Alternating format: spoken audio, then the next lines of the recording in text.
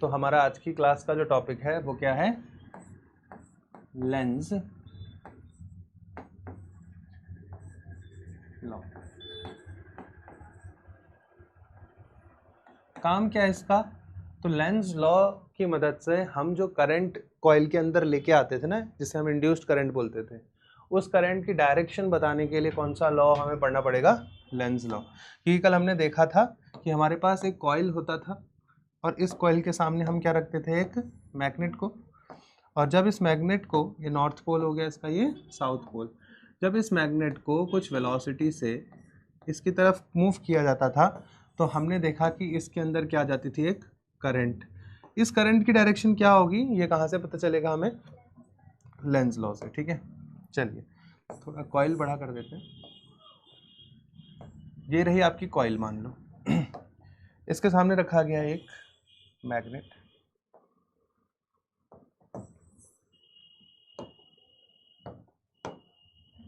ये रहा इसका नॉर्थ पोल, ये रहा इसका साउथ पोल, ये रही मैग्नेटिक फील्ड लाइंस जो कि इस कॉइल से पास हो रही। अब देखो इस मैग्नेट को हम किधर की ओर मूव कर रहे हैं, कॉइल की ओर। एक चीज़ याद रखना बेटा, एक चीज़ बता रहा हूँ, एक फिगर समझा रहा हूँ जहाँ से आपकी बहुत मदद मिलेगी। जैसे कभी भी मैं कोई रिंग बनाऊँ ना, और रिंग के अंदर से एक लाइन ड्रॉ करूँ इधर की तरफ, ध्यान से सुनना, रिंग के सेंटर से या उसके अंदर किसी पॉइंट से एक लाइन ड्रॉ कर रहा हूँ मैं इस तरफ, और ऐसे एक लाइन इसके यहाँ से ड्रॉ कर रहा हूँ, इसके बिल्कुल सरकमफेरेंस से, यहाँ पे इस तरीके से। ठीक है,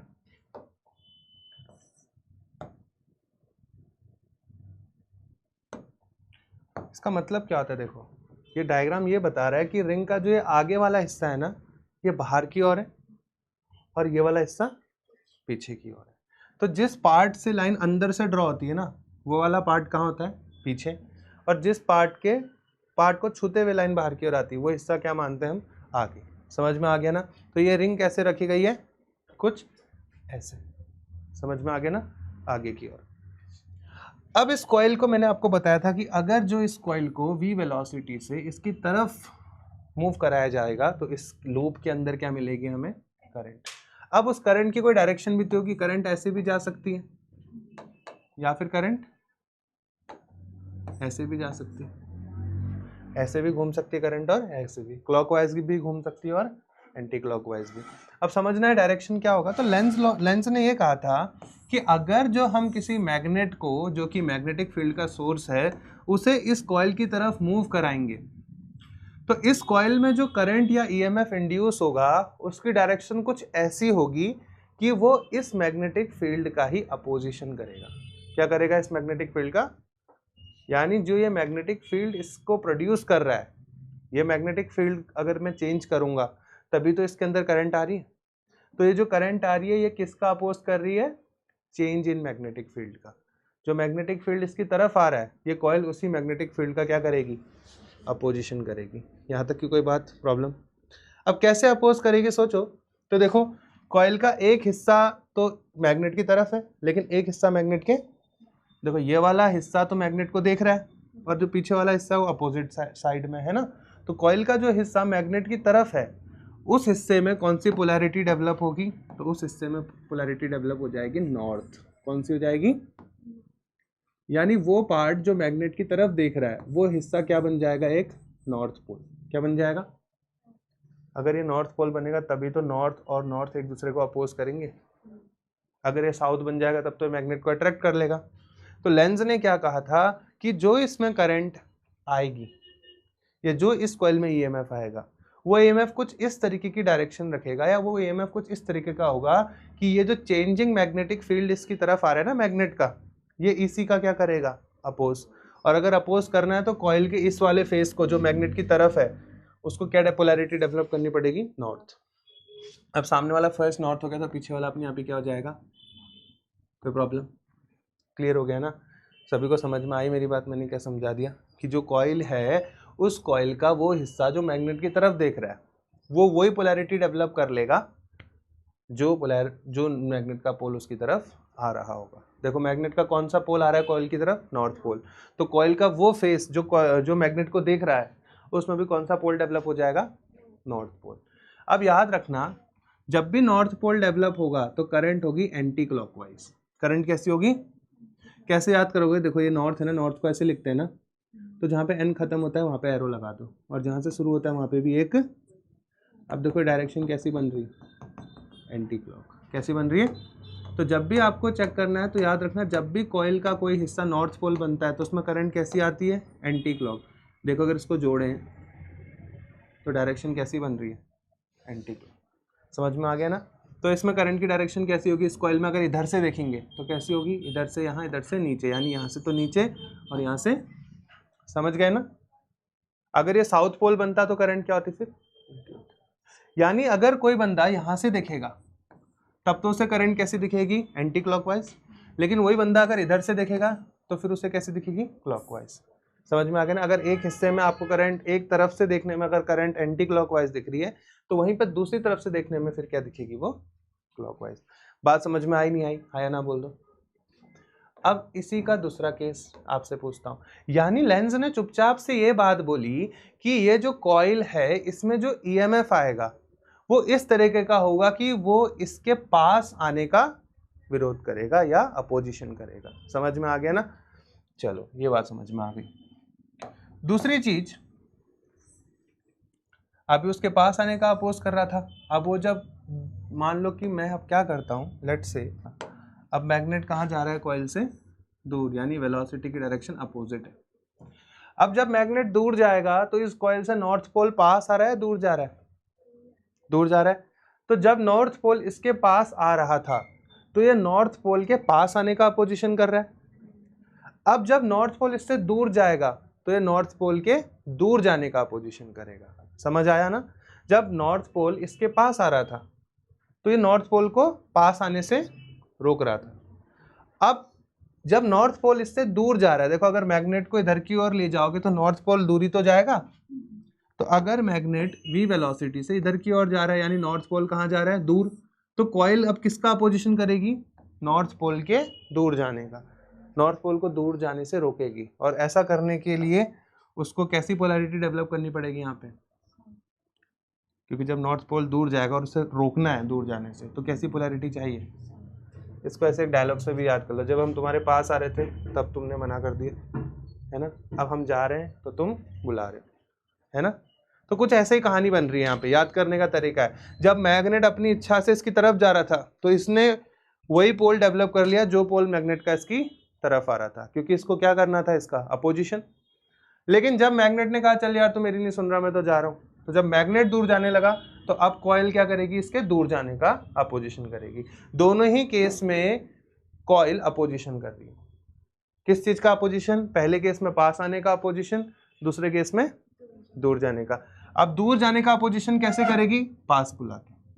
किसी को दूर जाने को से अगर तुम्हें रोकना है तो उसे कहाँ बुलाना पड़ेगा, पास। तो पास बुलाने के लिए इसका जो वो हिस्सा, वो फेस जो मैग्नेट को देख रहा है उसे कैसा बनना पड़ेगा, साउथ। तभी तो नॉर्थ और साउथ अट्रैक्ट करेंगे। तो अगर ये साउथ बन गया तो करंट की डायरेक्शन बता दोगे मुझे कहाँ होगी, क्लॉकवाइज, क्योंकि देखो यहाँ से नीचे है और यहाँ से, समझ गए। तो ये क्या डायरेक्शन हो गई, क्लॉकवाइज। अच्छा, सामने वाला फेस अगर क्लॉकवाइज है तो पीछे वाला फेस क्या होगा, एंटी क्लॉक। समझ में आ गया। तो डायरेक्शन निकाल लोगे। तो किस कॉइल में करंट की डायरेक्शन क्या होगी उसको समझाने के लिए किसने हमें हेल्प करी थी, लेंस ने, ठीक है ना। तो इसी को हम क्या बोलते हैं, to find the direction. Use क्या था इसका, टू फाइंड। चलो अब सवाल ये है, पेपर में अगर आ गया तो कर लोगे ना, कभी ऐसे डायग्राम आ गया, बोला इसमें कौन सा आएगा करंट की डायरेक्शन, एंटी क्लॉकवाइज, क्लॉकवाइज, या पोल्स पूछ लेगा कि इसमें क्या बना, तो हम लोग इसे आराम से कर सकते हैं। अब इस बात को प्रूफ करने के लिए कि ये क्या सच में ऐसा होता है, तो ये देखने के लिए क्या एक्सपेरिमेंट किया गया कि हमने एक ऐसे करके एक स्प्रिंग लिया, बहुत ही मोटी वायर का, ठीक है ना, ठीक है, ऐसे स्प्रिंग लिया और इस स्प्रिंग से यहाँ पे कनेक्ट कर दिया एक गैल्वेनोमीटर। क्या कनेक्ट कर दिया, क्या काम होता है गैल्वेनोमीटर का, करंट को डिटेक्ट करना और उसकी डायरेक्शन बताना, है ना। अब ये स्प्रिंग है, यानी ये क्या है, एक कॉइल। देखो यहाँ पे कितनी कॉइल थी, एक। ये कितनी कॉइल है, एक। यहाँ कितनी कॉइल है, बहुत सारी, देखो एक कॉइल ये हो गई, एक कॉइल ये, एक ये, है ना, बहुत सारी कॉइल्स हैं। ऐसे करके इस सेपरेटर्स को हमने रेडी किया। अब क्या किया गया इस बात को प्रूफ करने के लिए कि वाकई में जो मैग्नेट पास आएगा नॉर्थ पोल, देखो इस बात को ही हम प्रूफ कर रहे हैं यहाँ पे कि जब नॉर्थ पोल पास आ रहा था तो कॉइल ने कौन सी पोलैरिटी डेवलप करी, नॉर्थ। जब दूर जा रहा था तो कौन सी करी, साउथ। इस बात को प्रैक्टिकली प्रूफ करने के लिए क्या किया गया, कॉइल का अरेंजमेंट किया गया और इसके ऊपर कुछ इस तरीके से मैग्नेट को प्लेस कर दिया गया। कोई प्रॉब्लम? ये रहा आपका मैग्नेट, ये हो गया इसका नॉर्थ पोल और ये हो गया इसका साउथ। ये मैग्नेट हवा में पकड़ा हुआ है किसी ने, ठीक है ना, यहाँ पे हवा में कुछ देर के लिए इसे पकड़ा हुआ है। अब जैसे इस मैग्नेट को छोड़ेंगे कहाँ जाएगा, नीचे, और नीचे जाएगा तो किससे पास होता हुआ जाएगा नीचे, ये इस कॉइल के अंदर से होता हुआ नीचे जाएगा, जाएगा नहीं जाएगा, चलिए ठीक है। मैग्नेट को दो पोजीशन में रखा गया, दोनों सिमिलर मैग्नेट, दोनों सिमिलर हाइट पे, दोनों बराबर हाइट पे हैं, दोनों सेम मैग्नेट है। या फिर समझ लो एक मैग्नेट पहले यहाँ रखा फिर उसी को दोबारा यहाँ रखा गया। पहले क्या किया गया, फर्स्ट केस में क्या किया गया, इस मैग्नेट को इस हाइट से छोड़ा और इसे ग्राउंड बना लेते हैं। मान लो नीचे कोई ग्राउंड है, ये हो गया बेस, ठीक है। इस मैग्नेट को छोड़ा और ये जब इसको हम छोड़ेंगे तो ग्रेविटी से कहाँ खींचेगी, नीचे, और ये ग्राउंड में आके रुक जाएगा। ऐसा करने में इसको कुछ समय लगेगा या नहीं लगेगा, उस टाइम को ऑब्जर्व किया गया कि मान लो इस पोजीशन 1 से ये इस पोजीशन में पहुंचा और ऐसा करने में इसको समय कितना लग गया, तो मान लेते हैं एग्जाम्पल के लिए यहाँ लग गया टाइम 1 सेकेंड। कितना लग गया, 1 सेकेंड में ये जमीन में गिर गया। फिर इस मैग्नेट को उठाया, सेम ही मैग्नेट को यहाँ लाया गया, वहां से उठा के कहाँ रख दिया, ऊपर। अब इसको फिर गिराया गया, लेकिन इस बार इसे कहाँ से गिरने को कहा, इस कॉइल के अंदर से। तो रास्ता तो सेम ही है ना दोनों का, डिस्टेंस तो दोनों क्या चल रहे हैं, सेम चल रहे हैं। देखो अगर हाइट रखें यहाँ पे तो ना यहाँ से लेके यहाँ तक, यहाँ से लेके यहाँ तक की हाइट सेम ही है ना, क्या है मान लो h। तो पहला वाला मैग्नेट भी कितनी हाइट से गिरा, h, दूसरा भी कहाँ से गिर रहा है, h। दोनों सेम ही मैग्नेट है। पहली बार इस मैग्नेट को यहाँ से गिराया, फिर पकड़ के यहाँ ले गए, अब दोबारा गिरा रहे हैं, बस इस बार बीच में क्या आ गई, कॉइल। हालांकि ये मैग्नेट इस कॉइल को छूने वाला नहीं है, ये इसके बीच से ऐसे करके गिर जाएगा, ठीक है। तो जब इस मैग्नेट को यहाँ से छोड़ा गया तो ये नीचे गया, नीचे गया, नीचे गया, नीचे गया, नीचे गया और सेम हाइट तक पहुँच के नीचे जमीन में टच हो, सेम हाइट से गिरा है। इस केस में जब इसका टाइम ऑब्जर्व किया गया तो बताओ यहाँ टाइम क्या आएगा, यहाँ टाइम बढ़ के मान लो 1.4 सेकेंड हो। कितना हो गया ये, यानी हम देख पा रहे हैं कि यहाँ पे समय बढ़ गया। अब हाइट सेम है, ग्रेविटी दोनों पे सेम लग रही है, तो इसको ज़्यादा समय क्यों लगा। जब ये मैग्नेट यहाँ से नीचे आ रहा था तो कौन सा पोल मैग्नेट का इस कॉइल के पास आ रहा है, नॉर्थ पोल। तो कॉइल का जो ऊपर वाला हिस्सा है उसमें कौन सी पोलैरिटी डेवलप हो जाएगी, नॉर्थ। इस कॉइल का, ये वाली जो कॉइल बन रही है, इस कॉइल का ऊपर वाला हिस्सा है जो क्या हो जाएगा, नॉर्थ पोल, और नीचे वाला है ना। तो अगर ये नॉर्थ पोल हो गया, ये भी नॉर्थ पोल है, तो ये जो कॉइल है ये इसका क्या करेगी, अपोजिशन। तो ये इसको कहाँ खींचेगी, ऊपर की ओर। पर ये जाना कहाँ चाह रहा है, इस वजह से अब हर एक हिस्सा ऊपर वाला, हर एक ऊपर वाला हिस्सा क्या बन जाएगा, नॉर्थ पोल। और ये सारे हिस्से इसको कहाँ की ओर धक्का लगाएंगे, ऊपर। पर ग्रेविटी तो ज़्यादा होती है ना, तो उसे नीचे ले ही आएगी, लेकिन कुछ फोर्स कहाँ लग रहा है, ऊपर। तो मान लो ग्रेविटी उसे नीचे खींच रही है, लेकिन कुछ फोर्स उसे ऊपर खींच रहा है, तो जो ऊपर उठाने वाला फोर्स है वो इसका समय बढ़ा दे रहा है। अभी तक जब ये मैग्नेट गिरा है फ्री फॉल हुआ, इसको ऊपर कोई भी सपोर्ट नहीं कर रहा था, लेकिन जब ये मैग्नेट गिरा तो ये फ्री फॉल नहीं हुआ, इसको ऊपर उठाने के लिए मैग्नेट जो कॉइल का पोल है ना वो नॉर्थ बन चुका है। तो इसलिए अब ये दोनों के बीच में क्या होगा, रिपल्सन। लेकिन अल्टीमेटली जीतेगी कौन, ग्रेविटी। बट क्योंकि थोड़ा थोड़ा रिपल्सन है इसलिए ये थोड़ा लेट गिरेगा। समझ में आया। तो जब ये यहाँ से गिरा तो देखो नॉर्थ पोल के आपस में आ जाते हैं, नहीं, वो तो रिपल करेंगे, लेकिन ग्रेविटी तो खींची लेगी नीचे। तो जो समय ग्रेविटी को जो समय ज़्यादा लग रहा है वो क्यों लग रहा है, क्योंकि इनके बीच में क्या हुआ है बच्चों, रिपल्सन। इसलिए यहाँ पे टाइम कितना लग गया, मान लो 1.4 सेकेंड। और यहाँ पे डिफ्लेक्शन भी आया क्योंकि करंट भी आई होगी फिर, तो ये नीडल भी मूव करी। इसका मतलब यहाँ से प्रूफ हो गया कि पक्का इस कॉइल को, इस मैग्नेट को किसी ने ऊपर की ओर फोर्स लगाया है, तभी इसका समय बढ़ गया है। और कौन लगाया फोर्स? कॉइल का ऊपर वाला फेस, जो क्या बन चुका है? North pole. समझ में आ गया ना? अगर जो ऊपर वाला फेस साउथ पोल बनता तब तो मैग्नेट और तेजी से नीचे गिरता, तब तो ये टाइम और कम हो जाता। यहाँ तक बात क्लियर हुई? तो यहाँ से प्रूफ भी हो गया कि हाँ भाई साहब, कॉइल का वो फेस जो मैग्नेट को देखता है वो उसी पोल का बन जाता है जो मैग्नेट का पोल इसकी तरफ आता है। और जब मैग्नेट का जो पोल उससे दूर जाएगा, ये उसको रोकने के लिए उसके अपोजिट पोलैरिटी डेवलप करते हैं। समझना है यहाँ पे कि सर ये बताओ कि इसमें करंट क्यों आ रहा है। इतना तो हमें समझ में आ गया कि सर मैग्नेट को आप पास ला रहे हो तो किस में चेंज आ रहा है? मैग्नेटिक फील्ड में, यानी मैग्नेटिक फ्लक्स बदल रहा है। और जब भी मैग्नेटिक फ्लक्स बदलता है तो इसमें क्या आ जाता है? एक वोल्टेज, ईएमएफ या फिर करंट। पर ऐसा हो क्यों रहा है? अब इसको समझाने के लिए लेंज ने हमें ये बताया कि जब ये मैग्नेट इसके पास आता है तो कॉइल का वो फेस जो मैग्नेट को देख रहा है वो कैसा पोल हो जाता है?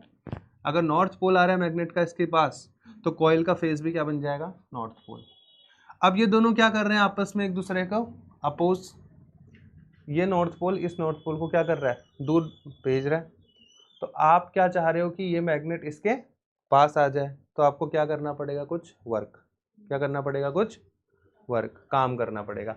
अगर ये नॉर्थ पोल नहीं बनता तब आपको कोई भी वर्क करने की जरूरत नहीं।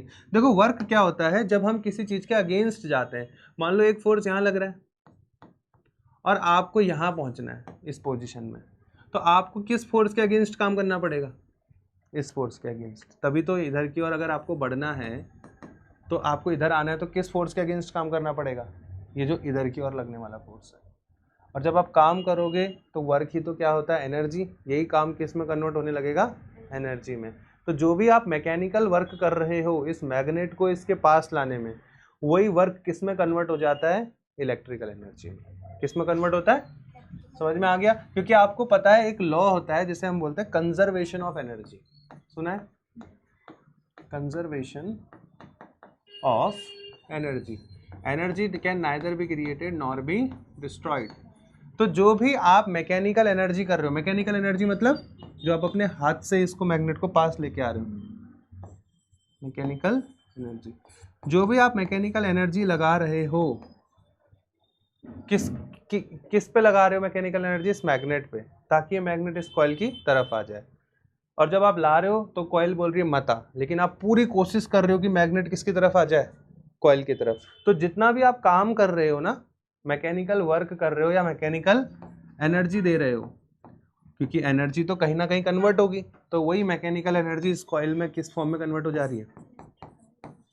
Electrical energy. यानी अगर पेपर में क्वेश्चन आ जाए कि ये जो लेंज लॉ है ये कौन से बेसिक फंडामेंटल लॉ पे बेस्ड है, तो किस पे बेस्ड है? Conservation of energy. ठीक है ना?